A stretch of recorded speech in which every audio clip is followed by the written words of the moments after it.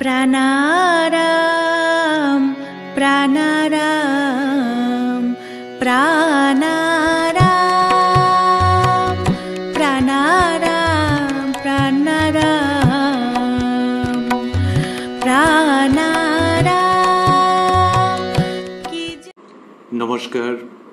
শ্রী শ্রী মায়ের কথা এই অনুষ্ঠানের দ্বাদশ পর্বে আপনাদের স্বাগত।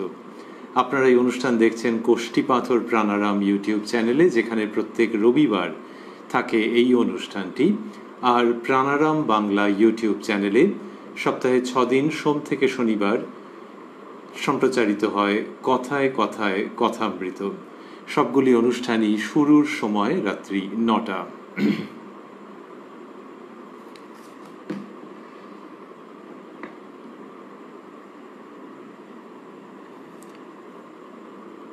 কথা এই শ্রী শ্রী মায়ের কথা এই অনুষ্ঠানে আমরা আগের দিন অর্থাৎ একাদশ পর্বে যেখানে অবস্থান করছিলাম তার পরের থেকে শুরু করব, শুধু একটু পূর্ব প্রসঙ্গ স্মরণ করে নিয়ে।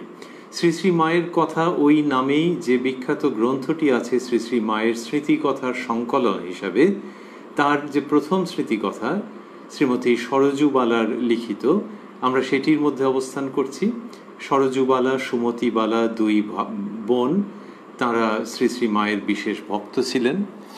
তাদের যে অন্তরঙ্গ স্মৃতিচারণ রয়েছে এবং যেখানে শ্রী শ্রী মায়ের সম্পর্কে প্রধান প্রধান অনেকগুলি ঘটনা পাওয়া যায়, যেগুলি পরবর্তীকালে বহুল উদ্ধৃত হয়েছে, আমরা সেই সবগুলি শ্রবণ করছি। সেখানে গত রবিবার দিন আমরা যেখানটিতে ছিলাম সেখানে দেখছিলাম যে মা শ্রীরামকৃষ্ণ সম্পর্কে কথা বলছেন বা অমৃত কথা বিতরণ করছেন। সেই সব প্রসঙ্গের মধ্যে আজকে আমরা একটুখানি সেটিকে স্পর্শ প্রণাম করে তারপর নতুন প্রসঙ্গে যাব, কিন্তু সবার আগে ঠাকুর ও মাকে স্মরণ করব। ওং জননীং শারদাং দেবীং রামকৃষ্ণং জগদ্গুরুং পাদপদ্মে তয়ো শ্রিত্বা প্রণমামি মুহুর্মুহু। আশ্বিনের শেষ সপ্তাহ 1319 লেখিকা লিখেছেন, ওটি হিসাব মতো অক্টোবর 1912। সেই দিনের প্রসঙ্গেও যা চলছিল, মায়ের বাড়িতে উপস্থিত হয়েছিলেন তো সরজুবালা। মায়ের বাড়িতে যে প্রসঙ্গ চলছিল তার মধ্যে আমরা পেয়েছিলাম যে তিনি লিখেছেন, চন্দ্রবাবুর ভগ্নী এসেছেন। কথায় কথায় তিনি আমাকে জিজ্ঞাসা করলেন, মার গোসাই আছেন? এসব বুঝি ছেলে মেয়ে বউ? গোসাই মানে স্বামী। তখন সরজুবালা বলেছিলেন যে কেন, ঠাকুরের কথা শোনেননি? তাঁর শিক্ষাই ছিল কামিনী কাঞ্চন ত্যাগ। তখন ওই ভদ্রমহিলা তিনি অপ্রস্তুত হয়ে বলেছিলেন, আমি মনে করেছি এরা সব ছেলে বউ হবে। এইটির পরে বেশ কিছুক্ষণ বাদে শ্রী শ্রী মায়ের কাছে যখন এই প্রসঙ্গটা উঠেছিল, তখন মা বলেছিলেন যে তা তুমি বলতেই পারতে, হ্যাঁ এই তো তার স্বামী ঘরে বসে আছেন আর তোমরা সব ছেলে মেয়ে, অর্থাৎ ঠাকুর ঘরে সম্যক রূপে উপস্থিত রয়েছেন আর তোমরাই তার ছেলে মেয়ে। তখন সরজুবালা বলেছিলেন যে সে তো জগৎ ব্রহ্মাণ্ডে কত ছেলে মেয়ে আছে মা। মা হাসতে লাগলেন। আমরা এইরকম জায়গা পর্যন্ত শুনেছিলাম। তারপর কথায় কথায় আবার বললেন, কত লোকে কতভাবে আসে, কত লোকে কতভাবে আসে মা। কেউ হয়তো একটা শশা এনে ঠাকুরকে দিয়ে কত কামনা করে বলে, ঠাকুর তোমাকে এই দিলুম, তুমি এই করো। এই এমনি কত কামনা। তো ওই যে ওই চন্দ্রবাবুর বোন এসে ভগ্নী এসে এরকম বলেছিলেন, তো সেই প্রসঙ্গে মা বলছেন যে এইসব কত রকম সব আসে ঠাকুরের কাছে এবং ঠাকুরকে কামনা করে এইসব বলে। এই যে কামনা করে কেউ বলছে, এবং এটি মা কোথায় দেখলেন, কবে দেখলেন? এই যে বললেন কত লোকে কতভাবে আসে মা। কেউ হয়তো একটা শশা এনে ঠাকুরকে দিয়ে কত কামনা করে বলে, ঠাকুর তোমাকে এই দিলুম, তুমি এই করো। এই এমনি কত কামনা। এটা কবে দেখলেন? এমন হতে পারে দক্ষিণেশ্বরে দেখেছেন যখন শ্রীরামকৃষ্ণ স্থূলদেহে অবস্থান করছেন, অথবা পরবর্তীকালে অন্যান্য জায়গায়।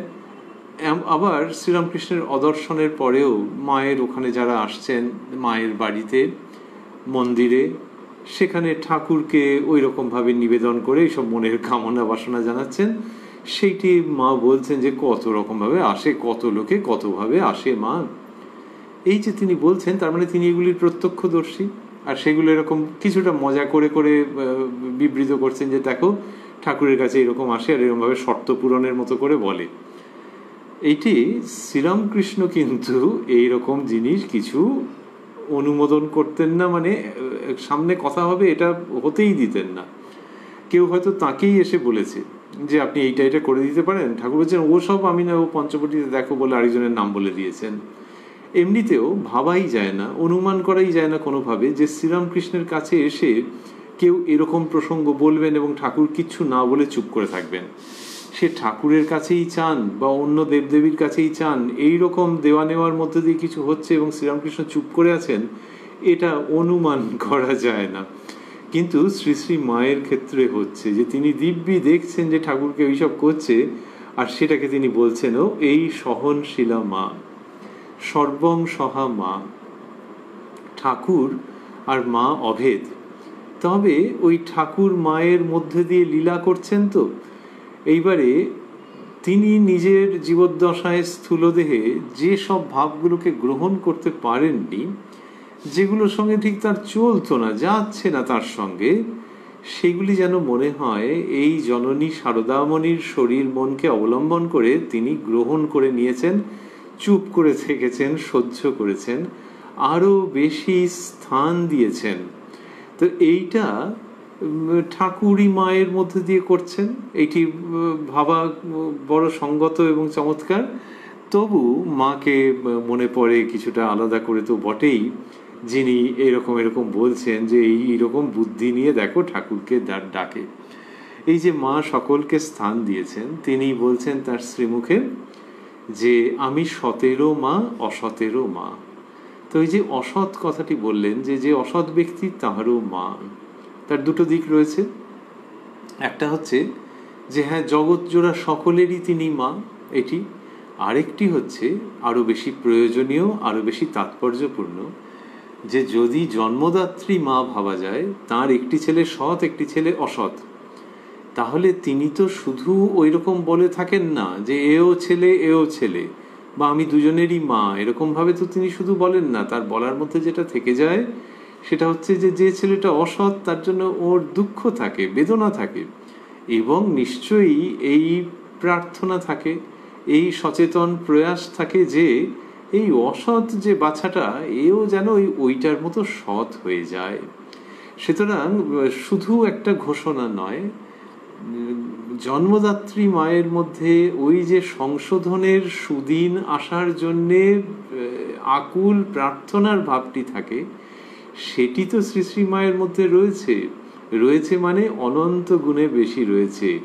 আমি সতেরো মা, অসতেরো মা, তারপর দাঁড়ি চিহ্ন দেওয়া আছে, কিন্তু ভাবটির দিক থেকে আমাদের মনে হয় ওটা ওখানে ফুরোচ্ছে না, যে অসতেরো মা, আর তোমরা দেখো এই অসৎ একদিন সৎ হবে। এই তো মায়ের মনোভাব। সেই মা যিনি বলছেন ছেলে যদি ধুলো কাদা মাখে, তাহলে ওই অসৎকে তিনি অসৎ থাকতে দিচ্ছেন না। তো ছেলে যদি ধুলো কাদা মাখে, আমাকেই তো ঝেড়ে ঝুড়ে কোলে তুলে নিতে হবে।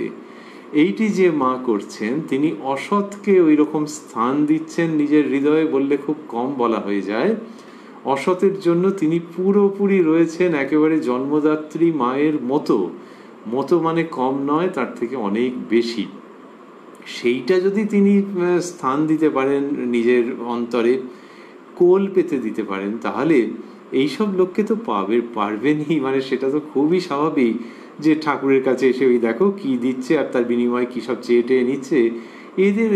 এরা তো অসৎ ব্যক্তি নয়, ওই সংসারের জ্বালায় দগ্ধ হয়ে ওইরকম ভেবেছে যে মানত করা, এ করা, ও করা, ওইরকম ভাবে করে এসছে। তার মানে দুঃখ জ্বালা যন্ত্রণা কোথাও একটা আছে, উপশমের রাস্তা পাচ্ছে না। তো আর ধর্ম আধ্যাত্মিকতার উচ্চ শিখর সেখান থেকেও অনেক দূরে। তো মা তো একে তো নেবেনি। তা সেইখানে বলছেন যে কত লোকে কতভাবে আসে মা। এই যে কত লোকে কতভাবে আসে মা, এর মধ্যে কিন্তু তির্যক উক্তি নেই।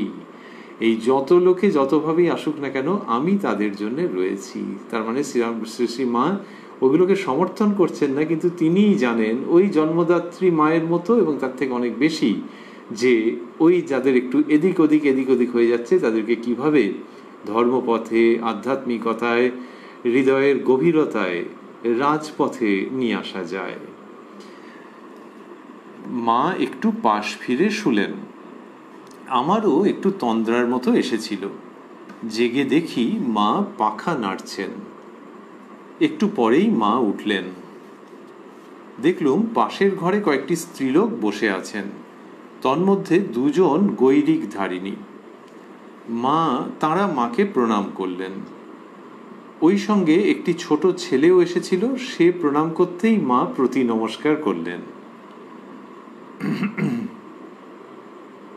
তাঁরা মিষ্টি এনেছিলেন, মা আমাকে তুলে রাখতে বললেন এবং হাত মুখ ধুতে গেলেন।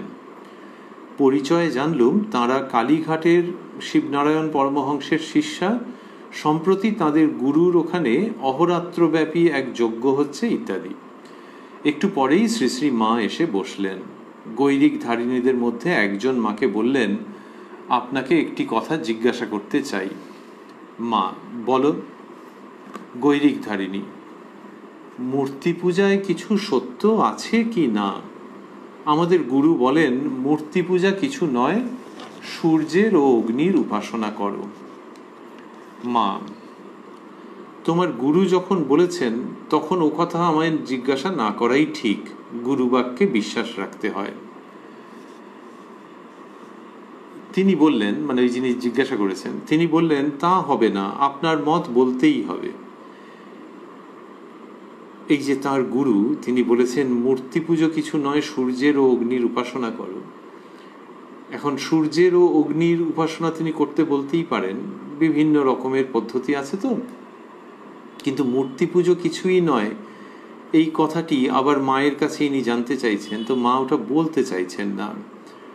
বলছেন গুরু যখন বলছেন গুরু বাক্যে বিশ্বাস রাখতে হয়, কিন্তু এরা পিড়াপিড়ি করছেন। মা নিজ মত বলতে পুনরায় অসম্মতি প্রকাশ করলেন, কিন্তু গৈরিক ধারিণী একেবারে নাছোড় বান্দা। তখন মা বললেন, তিনি যদি সর্বজ্ঞ হতেন, তিনি সরযুবালা বন্ধনীর মধ্যে দিয়েছেন তোমার গুরু। এই দেখো তোমার জিদের ফল, কথায় কথা বেরুলো, তাহলে ওই কথা বলতেন না। সেই আদিকাল হতে কত লোকে মূর্তি উপাসনা করে মুক্তি পেয়ে আসছে, সেটা কিছু নয়। সেই আদিকাল হতে কত লোকে মূর্তি উপাসনা করে মুক্তি পেয়ে আসছে, সেটা কিছু নয়। আমাদের ঠাকুরের ওরূপ সংকীর্ণ ভেদ বুদ্ধি ছিল না। ব্রহ্ম সকল বস্তুতেই আছেন, তবে কি জানো, সাধু পুরুষেরা সব আসেন মানুষকে পথ দেখাতে। এক এক জনে এক এক রকমের বলেন। পথ অনেক, সেজন্য তাদের সকলের কথাই সত্য। যেমন একটা গাছে সাদা, কালো, লাল নানা রকমের পাখি এসে বসে, হরেক রকমের বলছে। শুনতে ভিন্ন ভিন্ন হলেও সকলগুলিকে আমরা পাখির বলি। একটাই পাখির বোল আর অন্যগুলো পাখির বোল নয়, এরূপ বলি না। শ্রী শ্রীমা বোঝাই যাচ্ছে একটু ধৈর্য হারিয়েছেন, স্বাভাবিক। তিনি বললেন যে এই দেখো তোমার জিদের ফল, কথায় কথা বেরুলো। তো বলে ওই বলছেন যে উনি কি করে এটা বলতে পারেন, আমাদের ঠাকুরের ওরূপ সংকীর্ণ ভেদ বুদ্ধি ছিল না। ব্রহ্ম সকল বস্তুতেই আছেন, তবে কি জানো, সাধু পুরুষেরা সব আসেন মানুষকে পথ দেখাতে। এক একজনে এক এক রকমের বলেন। পথ অনেক, সেজন্য তাদের সকলের কথাই সত্য। এটি যে মা বলছেন, এটি তো একটা বড় শিক্ষা, যুগ শিক্ষা, যেটি শ্রীরামকৃষ্ণ দিয়েছেন এবং প্রায় মৌলিকভাবে সেটিতে বিশেষ গুরুত্ব আরোপ করেছেন যে সবগুলোই সত্য। এমনিতে আমাদের ধর্মপথে কি হয়েছে, কেউ অদ্বৈতবাদী, কেউ দ্বৈতবাদী, আবার দ্বৈতবাদীর মধ্যেও নানান রকম। তা আমাদের ধর্ম দর্শন বলেছে যে নানান রকম আছে, কিন্তু সবগুলোই কি সত্য? তাহলে একটা দর্শনের গ্রন্থ সে নিয়ে হয়তো কোনো মত প্রকাশ করবে না, আর যিনি কিনা ওইটার মধ্যে রয়েছেন, ওই পথ অবলম্বন করে চলছেন, তিনি তারটাকে ঠিক বলবেন, অন্যগুলোকে বেঠিক বলবেন। এইরকমই তো সাধারণত হয়ে থাকে। কিন্তু শ্রীরামকৃষ্ণ বলছেন যে সবগুলোই সত্য, সবগুলোই সত্য তিনি শিখিয়েছেন। এবং বলেছেন যে তুমি অন্যগুলোকে বিচার করতে চেও না, নিজের যাতে ভগবান লাভ হয় সেইভাবে করে এগো। আর যদি বলো অন্য কোনো পথে কোনো ভুল আছে, তাহলেও যে কিনা নিষ্ঠা ব্যাকুলতা নিয়ে এগোচ্ছে, তাহলে সে যাকে ডাকছে তিনিই সংশোধন করে দেবেন। বাড়িতে মাছ এসেছে, মা নানান রকম করে দেন যার যা পেটে সয়। এইটি যে শ্রীরামকৃষ্ণ বলেছেন সেটি শ্রী শ্রী মা সঙ্গত কারণে এবং অভ্রান্তভাবে নির্দেশ করছেন। বলছেন যে পথ অনেক, সেজন্য তাদের সকলের কথাই সত্য। তাদের মানে একটু আগে বললেন সাধু পুরুষেরা সব আসেন মানুষকে পথ দেখাতে। বলছেন যে একটা গাছে সাদা কালো লাল নানা রকমের পাখি এসে বসে, হরেক রকমের বোল বলছে। শুনতে ভিন্ন ভিন্ন হলেও সকলগুলিকে আমরা পাখির বোল বলি। একটাই পাখির বোল আর অন্যগুলো পাখির বোল নয়, এরূপ বলি না। এই যে গাছে নানান রকমের পাখি এসছে এবং তারা সব নানান রকম কিচিরমিচির করে আওয়াজ করছে, এই যে একটা রূপকল্প শ্রী শ্রী মা দিচ্ছেন, এইটি এদের ভাব, মায়ের ঠাকুরের, যে একেবারে প্রকৃতির মধ্যে রয়েছেন, প্রকৃতির থেকে উদাহরণ চয়ন করছেন। শ্রীরামকৃষ্ণ বলেছেন, শ্রী শ্রী মা বলেছেন প্রকৃতি স্বয়ং, বিশ্ব প্রকৃতি। তো তিনি এরকমভাবে বলছেন এবং এইটা এদের বাণী উপদেশের মধ্যে থাকে। শ্রীরামকৃষ্ণ বলেছেন যে ঈশ্বরের নাম যখন করবে তখন কীরকম, একটু প্রসঙ্গান্তরে কিন্তু এই গাছ এইসব আসছে প্রসঙ্গে, যে ঈশ্বরের নাম যখন করবে তখন কি হচ্ছে, আমাদের দেহটা গাছের মতো, দেহরূপ বৃক্ষে পাপ পাখি আছে তিনি বলেছেন। তো এই পাপ পাখি যখন তুমি ঈশ্বরের নাম গুণকীর্তন করবে তখন হাততালি দিয়ে করলে ধরো, তাহলে সেই শব্দে সেই নাম গুণকীর্তনের যে ধ্বনি তাতে পাপ পাখি পালিয়ে যাবে।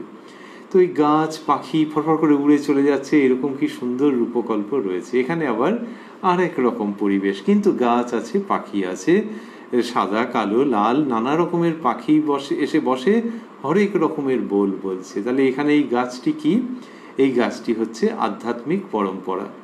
আর পাখিগুলি কারা, তারা হচ্ছেন বিভিন্ন অবতার সাধু মহাপুরুষ, তারা নানান রকমের বোল বলছেন। তাহলে সে একটার সঙ্গে কোনোটার মিল নেই, কিন্তু তুমি একটাকে পাখির বোল অন্যগুলোকে পাখির বোল নয় এরকম বলতে পারো না। অন্যভাবে বলতে গেলে যে পাখি কি বলে সে তো তুমি জানো না, জানলে তো সেই মজাটা হবে। তেমনি এই যে বিভিন্ন মত পথ, সেগুলির যারা প্রবক্তা, সেই মত পথ যারা প্রবর্তন করেছেন, তারা যে কি বলছেন সেই ভাষাটা যদি তুমি ঠিক ধরতে না পারো, তখনই এই ধরনের জিনিস হয় যে এইটাই ঠিক, এই ভাষাটাই ঠিক, এই অর্থগুলোই ঠিক, বাকিগুলো ঠিক নয়। এটা তুমি তাহলে এই যে গাছ পাখি কুজন মিলে যে অপূর্ব পরিবেশ, সেটাকেই হারালে। তেমনি আধ্যাত্মিকতার বৈচিত্র্যের মধ্যে যে সত্য সংবাদ আছে সেটাকে হারাচ্ছ, এক পেশে হয়ে যাচ্ছ। ওই যারা এরকম প্রশ্ন করেছিলেন তাদের সম্পর্কে সরজুবালা লিখছেন, তাঁরা কিছুক্ষণ তর্ক করে শেষে নিরস্ত হলেন। তারপর তাঁরা শ্রী শ্রী মাকে জিজ্ঞাসা করলেন, আপনার বাড়ি কোথায়? মা, কামারপুকুর, হুগলি জেলায়। স্বামীর ভিটার কথা বলছেন স্বাভাবিকভাবেই। এখানকার ঠিকানা কি বলুন, আমরা মাঝে মাঝে আসবো। মা ঠিকানা লিখে দিতে বললেন। ঠিকানা কেন চাইছেন? এসেছেন তো, ওই হয়তো কারুর সঙ্গে এসেছেন, আবার অন্য সময় অন্য কারুর সঙ্গে আসবেন, সেই জন্য ঠিকানা চাইছেন। মা ঠিকানা লিখে দিতে বললেন। তাঁরা যে মিষ্টি এনেছিলেন ইতঃপূর্বেই শ্রী শ্রী মা তা হতে ছেলেটিকে দিতে বলেছিলেন এবং আমি তখনই দিয়েছিলাম। একটু পরে তাঁরা বিদায় নিলেন। তাঁরা গেলে শ্রী শ্রী মা বললেন, মেয়ে লোকের আবার তর্ক, জ্ঞানী পুরুষরাই তর্ক করে তাকে বড় পেলে, ব্রহ্ম কি তর্কের বস্তু? এরকম বলছেন। তা মেয়ে লোকের তর্ক বলছেন মানে কিরকম হচ্ছে, দুটো দিক দিয়ে এটা বলছেন। একটা হচ্ছে তখনকার মেয়ে কি বা পড়াশোনা করেছে, তো সে এরকম ফরফর করে সব তর্ক করছে, মুখে মুখে কথা বলছে, একজনের কথার সঙ্গে আরেকজনের কথা মিলিয়ে নিতে চাইছে, এটি একটি দিক। আরেকটি দিক হচ্ছে যে মেয়ে হোক পুরুষ হোক, তর্ক করবার অধিকারের জায়গাটা বলছেন জ্ঞানী পুরুষরাই তর্ক করে তাকে বড় পেলে। তার মানে এরা মেয়ে না হয়ে ছেলেও যদি হতেন তাহলেও যে কথাটা, সেই তাৎপর্যটাও থেকে যাচ্ছে যে কত সব বড় বড় যারা, তারা পেলেন না, আর তোমার কী বা পড়াশোনা, আর তোমার কী বা অধিকার। আর মেয়ে মানুষ মানে তখনকার দিনে হচ্ছে যে ওই কিছু লেখাপড়া কিছু করেনি, ধরেই নেওয়া যেতে পারে সামান্য বা আদৌ কিছু নেই, তার উপরে তার অধ্যাত্ম জীবনই বা কোথায়? তা সেখান থেকে মাঝখান থেকে ফরফর করে তর্ক করছে। তা সেইটাই বলছেন যে মেয়ে লোকের আবার তর্ক, জ্ঞানী পুরুষরাই তর্ক করে তাকে বড় পেলে, ব্রহ্ম কি তর্কের বস্তু? এই যে জ্ঞানী পুরুষরাই পেলেন না, তার মানে হচ্ছে যে ওইটাই যে ব্রহ্ম তর্কের বস্তু নন। যে তর্ক নিরর্থক, এর সঙ্গে ওর কথা মেলাচ্ছে বা কারুর কথার মধ্যে খুঁত ধরতে চাইছে এবং একটা কোনো প্রশ্ন সেটা 1111 জনকে জিজ্ঞেস করছে, এটা একেবারে ছেলে মানুষই। তো এই করে সত্য বস্তু লাভ হবে না। তো ব্রহ্ম কি তর্কের বস্তু, এটি শ্রী শ্রী মা বলছেন যারা যখন ওরা চলে গেছেন। পুনরায় আমরা স্মরণ করছি, আজকের অনুষ্ঠানে আগেও একবার আমরা এটি ভেবেছি যে ওই যে ওরা যখন করেছেন তর্ক, শ্রী শ্রী মা একটুখানি সময়ের জন্য যেন বিরক্ত হয়েছিলেন, কিন্তু তারপরে কি সুন্দর করে করে বুঝিয়ে বলেছেন এবং ঠিকানা দিয়ে দিলেন। এই শ্রীরামকৃষ্ণের থেকে এইখানটাতে মনে হয় যেন সহনশীলতার আর একটু বেশি প্রকাশ। ভেতরে একই সত্তা, কিন্তু মা শারদা রূপে সহনশীলতার যেন বেশি প্রকাশ দেখতে পাওয়া যাচ্ছে। শ্রীরামকৃষ্ণের সঙ্গে যদি এরকম কেউ তর্ক করতেন, তিনি হয়তো বকতেন অথবা তার সঙ্গে বেশি আর কথাবার্তার মধ্যে যেতেন না। কিন্তু শ্রী শ্রী মা, তার শ্রীরামকৃষ্ণ এরকম বিরুদ্ধ ভাবের মানুষের সঙ্গে অনেক বলেছেন, কিন্তু তবু মনে হয় যে শ্রী শ্রী মায়ের ক্ষেত্রে আবার ওই বলছে ঠিকানা কি লিখে দিন, ঠিকানা কি বলুন, আমরা মাঝে মাঝে আসবো, কি ঝামেলা, আবার তর্ক করতে আসবে আবার কিছু নতুন পয়েন্ট নিয়ে। তো মা ঠিকানা লিখে দিতে বললেন। ওই তিনি বলতেন ধরিত্রীর মতো সহ্য গুণ চাই, এবং তিনি তার দরজা কখনো বন্ধ করছেন না। একটু পরেই আমার গাড়ি এলো, সরজুবালা লিখছেন, একটু পরেই আমার গাড়ি এলো। মা বললেন, এই গো পটলডাঙ্গার গাড়ি এসেছে বলছে, এখনই এলো। ইনি পটলডাঙ্গায় থাকতেন তখন, আদতে পূর্ববঙ্গের মানুষ, কিন্তু এই সময় পটলডাঙ্গায় থাকতেন। তো মা বলছেন যে এই গো পটলডাঙ্গার গাড়ি এসেছে বলছে, এখনই এলো। কি ভঙ্গি চমৎকার, যে আহা আবার গাড়ি এসে গেল। এরকম ছোট ছোট ছেলে মেয়েদের আগেকার সময়তে যেমন গরমের ছুটি যখন হতো, তারপরে যখন ছুটি শেষ হয়ে আসছে তখন সে ক্যালেন্ডারে দেখে বললে, এই রে আর 3টে দিন তারপরে ছুটি শেষ হয়ে যাবে, এই আরে কি দুঃখ কি দুঃখ, এতক্ষণ ভাবতেই পারিনি যে ছুটি আবার শেষ হয়ে যায়। মা সেই রকমভাবে দুঃখ করছেন যে এই রে পটলডাঙ্গার গাড়ি এলো, এখনই এলো। এক্ষেত্রে দুঃখটা কি জন্যে? যে এই মেয়েকে উঠে পড়তে হবে। কোন মেয়ে? যিনি কিনা শ্রী শ্রী মায়ের মুখ চেয়ে থাকেন, যিনি শ্রী শ্রী মায়ের কাছে দীক্ষা লাভ করেছেন, তাকে ভগবতী জ্ঞান করেন। তাহলে লোকে তো দেবতার জন্য হাহাকার করে, দেবতার সান্নিধ্য লাভ করবার জন্য সব করে, আর এখানে দেবী স্বয়ং তিনি বলছেন, ও বাবা গাড়ি এসে গেল এখনই, এইসব বলছেন তিনি। এইটা কি অপূর্ব। আমরা ঘন ঘন শ্রীরামকৃষ্ণের কথা মনে পড়ছে, শ্রীরামকৃষ্ণের মধ্যেও এই ভাব খুব একেবারে। তিনি কলকাতায় আসছেন, বলরামবাবুর বাড়ি আসছেন, মাস্টারমশাইয়ের বাড়ি আসছেন, ঈশান মুখোপাধ্যায় মহাশয়ের বাড়িতে আসছেন। সেখানে অন্যতম উদ্দেশ্য হচ্ছে যে এইসব ছোকরারা সব আসবে টাসবে, এখানে সব দেখা হবে। সেই সব ছেলেরা যাদের এমনিতে বলতে গেলে জাগতিক অর্থে চালচুলো কিচ্ছু নেই, ঠাকুর তাদের ভালোবাসেন আর জানেন যে তাদের পক্ষে দক্ষিণেশ্বরে যাওয়া মুশকিল, পয়সা করি তারপর অতটা দূরে যেতে পারবে কিনা, এই তোমার এখানটায় এলাম বুঝলে, এই তোমার আড্ডাটায় তাহলে ওরা সব আসতে পারবে। এইরকম কতবার শ্রীরামকৃষ্ণ বলেছেন। ওই যে তিনি ছুটে ছুটে যাচ্ছেন তাদের কাছে, এই ভাবটা খুব তাঁর দেখতে পাওয়া যায়। তিনি বলতেন যে ভক্তি ভক্ত লয়ে থাকা, শ্রী শ্রী মাও বলেছেন ওরকম যে ঠাকুরের এই ভক্তের সংসার তাঁর। যখন শরীর খারাপ হচ্ছে সেই সময় শ্রীরামকৃষ্ণ বলেছেন যে মাকে তিনি প্রার্থনা করেছেন যে ভক্তদের বাড়ি বাড়ি গিয়ে ধর্মের কথা এইটা যেন মা একটা কিছু ব্যবস্থা করে দেন, শরীরটাকে একটুখানি জুড়ে টুড়ে রাখেন, তার দিয়ে যেমন সেই জোড়া থাকে। উনি দেখেছিলেন যে এশিয়াটিক সোসাইটিতে কঙ্কাল রাখা আছে, মানে স্টাডি করবার জন্য সব তার দিয়ে জোড়া। বলছেন শরীরটাকে মা যেন এরকম একটু জুড়ে টুড়ে রাখেন যাতে ভক্ত সঙ্গ করতে পারি, ভক্তদের কাছে যেতে পারি, এইরকম যে তার উদ্দেশ্য, সেইটা দেখা যাচ্ছে যে শ্রী শ্রী মায়ের মধ্যে দিয়ে তিনি পূরণ করছেন। ওই ঠাকুর মাকে অভেদ দৃষ্টিতে দেখতে গেলে শ্রীরামকৃষ্ণেরই সম্প্রসারিত ব্যক্তিত্বের মতো শ্রী শ্রী মাকে পাওয়া যাচ্ছে।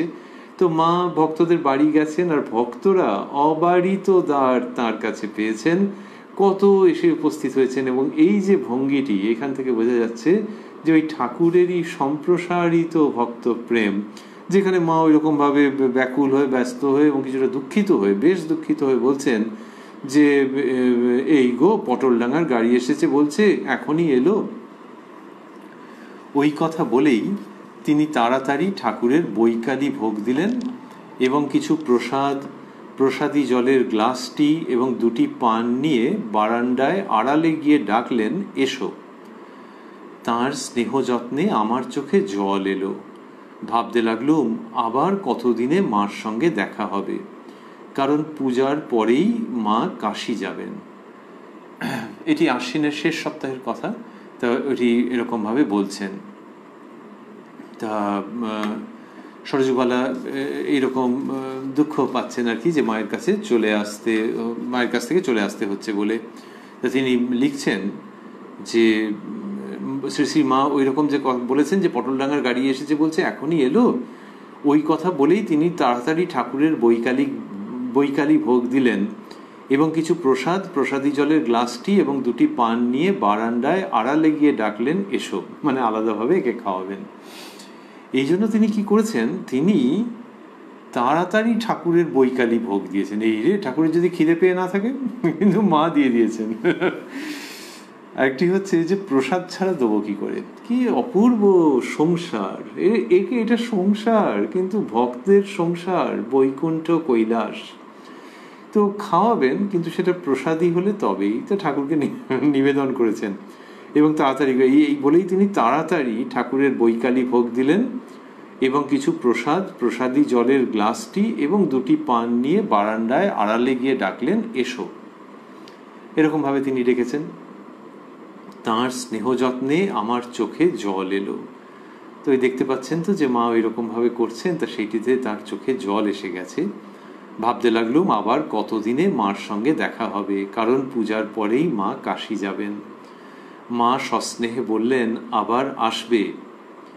এমন সময় বাহির হতে চন্দ্রবাবু এসে একটু বিরক্তির সহিত বললেন, বাইরে গাড়ি দাঁড়িয়ে, দারোয়ান দিক করছে, আমি এই সকলকে বলে রাখলাম, গাড়ি আসলে কেউ যেন তিলার্ধ দেরি না করেন। শ্রী শ্রী মা তাই শুনে বললেন, আহা তার কি, এই তো যাচ্ছে, এসো মা। আমি অশ্রুসিক্ত চোখে তাড়াতাড়ি প্রণাম করে নেমে গেলুম। প্রাণের আবেগে সেদিন বাড়িতে কারো সহিত ভালো করে কথা বলতে পারলুম না। সারা রাতও ওইভাবে কেটে গেল। এটি বলছেন সরজুবালা।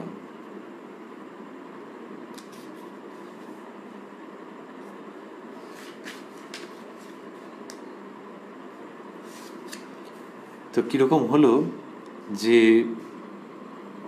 যখন যিনি নিতে এসছেন, যখন তিনি একটু বিরক্তি প্রকাশ করে ওরকম বলেছেন যে এই সব দাঁড়িয়ে আছে বাইরে, গাড়োয়ান দিক করছে, আর কেউ যেন তিলার্ধ দেরি না করেন, এই সমস্ত বলেছেন। তো মায়ের প্রাণে ব্যথা লাগছে। তিনি বলছেন যে শ্রী শ্রীমা তাই শুনে বললেন, আহা তার কি, এই তো যাচ্ছে, এসো মা। আমি অশ্রুসিক্ত চোখে তাড়াতাড়ি প্রণাম করে নেমে গেলুম। তার মানে সিঁড়ি বোধহয় ভালো করে দেখতে পাননি, চোখে জল এসে গেছে। আগেও লিখেছেন, তার স্নেহ যত্নে আমার চোখে জল এলো। এই যে চোখে জল আসছে স্নেহ যত্নে, এইটার কারণটা কি? এর কারণ হচ্ছে একটা তো যে এরকম স্নেহ পেলে তো একটা কান্না এসে যায়, আরেকটা হচ্ছে এই অহৈতুকী স্নেহ।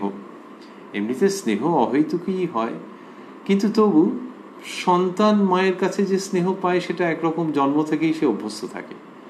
শ্রী শ্রী মায়ের কাছে সরজুবালা যেটি পাচ্ছেন, তাতে তিনি তো আগেও এরকম ব্যক্ত করেছেন যে তিনি নিজে ভেবেছেন যে আমি এমন কি করেছি, আমি এমন কিসের অধিকারী যাতে মা আমাকে এইভাবে ভালোবাসছেন। মা যিনি জগৎ জননী, তিনি নিজের মায়ের থেকেও বেশি স্থান আমার হৃদয়ের মধ্যে অধিকার করে রেখেছেন। আমি কতটা কি করেছি, আমার কি অর্জন আছে যার জন্য এরকম করেছেন, এই যে বুঝতে পারছি না, তার থেকে চোখে জল এসে যাচ্ছে। ওই যখন বারান্দায় নিয়ে গিয়ে খাইয়েছেন তখনই কেঁদে ফেলেছিলেন, আর তারপরে যখন এরকম বলছেন মা যে এই তো যাচ্ছে, এসো মা, তখন মনে হয় কান্নার বেগ আরও বেড়ে গেছে এবং তিনি ওই চোখের জলে সিঁড়ি দিয়ে কোনো রকমে নেমে এসেছেন। প্রাণের আবেগে সেদিন বাড়িতে কারো সহিত ভালো করে কথা বলতে পারলুম না, সারা রাতও ওইভাবে কেটে গেল। তার এই যে আর কারোর সঙ্গে কথা বলতে পারছেন না, কি অপূর্ব! অথচ তারা তো কোনো দোষ করেনি, না সে করেনি, কিন্তু মা সমস্ত মন প্রাণ জুড়ে রয়েছেন, সেই জন্যে আর কারোর সঙ্গে কথা বলতে পারছেন না এবং সারা রাতও ওইভাবে কেটে গেল। কি অসামান্য অনুভূতি, কি অসামান্য ঘটনা, কি অসামান্য হৃদয়ের আবেগ মথিত বিশুদ্ধ আধ্যাত্মিকতার অপরূপ উদ্ভাস। এইটা সরজুবালা এরকম লিখছেন। বললেন যে প্রাণের আবেগে সেদিন বাড়ির কারো সহিত ভালো করে কথা বলতে পারলুম না। মা তো রয়েছেন ভেতরে, তাহলে বাড়ির লোক যখন কথা বলবে সে যেই হোক, ওই সাংসারিক কথাবার্তা হবে। আবারও ভাবছি তার দোষ নেই, কিন্তু মা মন প্রাণটা নিয়ে রেখেছেন, তো সেটা এত উচ্চ ভাব, খুব যে তার মধ্যে শব্দ রয়েছে তা নয়, উচ্চ ভাব, কিন্তু ওইটার ধারে কাছে তো এই সাংসারিক কথাগুলো হবে না। ওই জন্যে আর এদের সঙ্গে কথা বলতে পারছেন না, রাতটাও ওইভাবে কেটে যাচ্ছে। আর কি, আর হচ্ছে ওই যে মা বললেন যে আবার আসবে, মা সস্নেহে বললেন আবার আসবে। এই যে আবার আসতে বলছেন, এটা একটা অপূর্ব, যে আবার আসতে বলছেন মানে যে ও যে আবার আসবেন উনি, সেইটা একরকম নিশ্চিত করছেন মা। শুধু তাই নয়, তুমি যাবে কোথায়, ওই যে গিয়েও মায়ের কথা তার অহরহ মনে পড়ছে, বাড়ির লোকের সঙ্গে কথা বলতে পারছেন না। তাহলে আবার আসবে মানে যেদিন আসবে আসবে, আর এর মাঝখানেও তোমার সঙ্গে আমার যোগসূত্র রয়ে গেল। এতে কিন্তু পরিবার পরিজন আত্মীয় স্বজন কারো কোনো ক্ষতি হচ্ছে না, কিন্তু একটা অপূর্ব যোগসূত্র শ্রীশ্রীমা রাখছেন, যে আবার আসবে মানে আবার পরের দিন যখন আসবে তখন আমাকে মনে পড়বে? কখনো নয়, আমি রয়েছি তোমার সঙ্গে। মাস্টারমশাই যখন প্রথম শ্রীরামকৃষ্ণকে দর্শন করেছেন দক্ষিণেশ্বরে, তখন ঠাকুর বললেন যে আবার আসবে, আবার এসো। এই যে আবার এসো বললেন, মাস্টারমশাই বেরিয়েই মনে হচ্ছে যে এ সৌম্য কে, এর কাছে আবার আসতে ইচ্ছে করছে। আর ইনিও বলেছেন, একটু ভদ্রতার ব্যবধান এসে যাচ্ছে, যে আবার আসতে বলেছেন, আবার আসবো, উনি তো নিজেই তো বললেন। তাহলে নিজেই বলেছেন, সেইটা তো এমনি লোকে বলে যে আবার এসো, অনেক সময় বলে, এটা সৌজন্য আছে। কিন্তু মাস্টারমশাইয়ের মানে সৌজন্যের খাতিরে অনেক সময় বলা হয়ে থাকে। মাস্টারমশাইয়ের ক্ষেত্রে প্রবল ইচ্ছে হচ্ছে ফেরত আসবার। উনি বলছেন দেখি কাল কি পরশু আসিব, নিজের মনেই বলছেন। এই প্রবল ইচ্ছে যখন হচ্ছে তখন ওটা একটু ভুলে গেছেন যে উনি বলেছিলেন। এত ইচ্ছে তখন ভাবছে আবার আসাটা উচিত হবে, ও হ্যাঁ উনি তো বলেছেন যে আবার আসতে বলেছেন। এবং তারপরেও মাস্টারমশাই লিখছেন একদম প্রথম দিকে দর্শনের দিকে প্রসঙ্গে, যে এর কাছে বারবার আসতে ইচ্ছে করছে, মনে করলেও অন্য কোথাও যাবার জো নাই। মাস্টারমশাই হয়তো ভেবেছিলেন যে আজকে ইচ্ছে করে অন্য কোথাও যাব, কিন্তু পারেননি। বলছেন যে কে যেন টেনে আনলে। এই যে টেনে আনছে, মরীচিকার কথা আছে এমনিতে, যে আলেয়ার কথা আছে, যে সে টেনে নিয়ে গিয়ে কী সব ক্ষতি হয়ে যায়। আর এখানে শ্রীরামকৃষ্ণ টেনে আনেন অমৃত দেবেন বলে। তো মাস্টারমশাই বলছেন যে কে যেন টেনে আনলে, এই মা টেনে রেখে দিয়েছেন। আর ওই যে মাস্টারমশাই বললেন যে মনে করলেও অন্য কোথাও যাওয়ার জো নাই, এর সেই অবস্থা। সেদিন বাড়িতে কারোর সহিত ভালো করে কথা বলতে পারলুম না, সারা রাতও ওইভাবে কেটে গেল। তার মানে মায়ের কাছে আবার যেতে প্রবল আকর্ষণ হচ্ছে। কিন্তু স্ত্রীলোক তো ওরকম দুম করে যেতে পারেন না, ব্যবস্থা করে যেতে হয়। কিন্তু ওই আকর্ষণের যে প্রসঙ্গ, আকর্ষণের যে সত্য কাহিনী, আকর্ষণের যে অমিয় মাখা সংবাদ, সেটি আকর্ষণের যে অমৃত সংবাদ, সেটি ঠাকুরের ক্ষেত্রে যেরকম, মায়ের ক্ষেত্রেও সেই রকম। এবং বোঝাই যাচ্ছে যে সরজুবালা প্রতীক্ষায় রয়েছেন যে আবার কবে যাবেন। এইখানে ওই আশ্বিন 1319 শেষ সপ্তাহের যে প্রসঙ্গ, সেটির অবসান হচ্ছে। আর আমরাও ভাবছি যে আচ্ছা সরজুবালা ভেবেছেন আবার কবে যাবেন, আবার কবে যাবেন। আমরাও আবার কবে এই মাতৃ প্রসঙ্গে আসব সেই প্রতীক্ষা মনের মধ্যে ধারণ করতে চাইছি। এই অনুষ্ঠান শোনবার পর যিনি বা যারা মায়ের প্রসঙ্গ স্মরণ করবেন, মায়ের কথার মধ্যে থাকবেন, তারা মায়ের সঙ্গে যুক্তই তো থাকবেন। আর আনুষ্ঠানিকভাবে যেমন সরজুবালা একদিন যাবেন, তেমনি আমাদের এই অনুষ্ঠানও কোষ্ঠীপাথর প্রাণারাম ইউটিউব চ্যানেলে পরবর্তী রবিবার, যে চ্যানেলে কিনা প্রত্যেক রবিবারই থাকে শ্রী শ্রী মায়ের কথা, আর প্রাণারাম বাংলা ইউটিউব চ্যানেলে সপ্তাহে 6 দিন সোম থেকে শনিবার থাকে কথায় কথায় কথামৃত। সবগুলি অনুষ্ঠানই শুরুর সময় রাত্রি 9টা। শ্রী শ্রী মায়ের কথার উদ্বোধন কার্যালয়ে প্রকাশিত যে সংস্করণটি আমাদের কাছে রয়েছে তার 21 পৃষ্ঠা শেষ হচ্ছে আমরা যেখানে থেমেছি, আর ওই আশ্বিনের শেষ সপ্তাহ 1319-এর প্রসঙ্গ ছিল এটি। শেষ করতে করতে আমরা ভাবছি ওই যে মা সস্নেহে বললেন আবার আসবে, শ্রীরামকৃষ্ণ বলেছেন আবার এসো, এটি ঠাকুর এবং মায়ের যেন যুগল উচ্চারণ, একেবারে এক রকম অভেদ।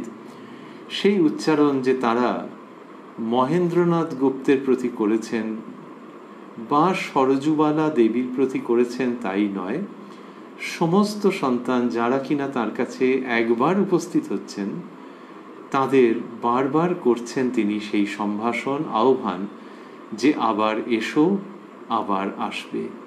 এই আশাটা, এই তাদের শ্রীচরণে উপস্থিত হওয়াটা আমাদের জীবনে যত দ্রুত ঘটে, যত ঘন ঘন ঘটে, যত অবিরত ঘটে, ততই ঠাকুর মায়ের কৃপায় আমাদের জীবনে মঙ্গল সূচিত হয়, এই আমাদের দৃঢ় বিশ্বাস। ওং জননীং শারদাং দেবীং রামকৃষ্ণং জগদ্গুরুং পাদপদ্মে তয়ো শ্রিত্বা প্রণমামি মুহুর্মুহুঃ। প্রাণারাম প্রাণারাম প্রাণারাম প্রাণারাম প্রাণারাম প্রাণারাম।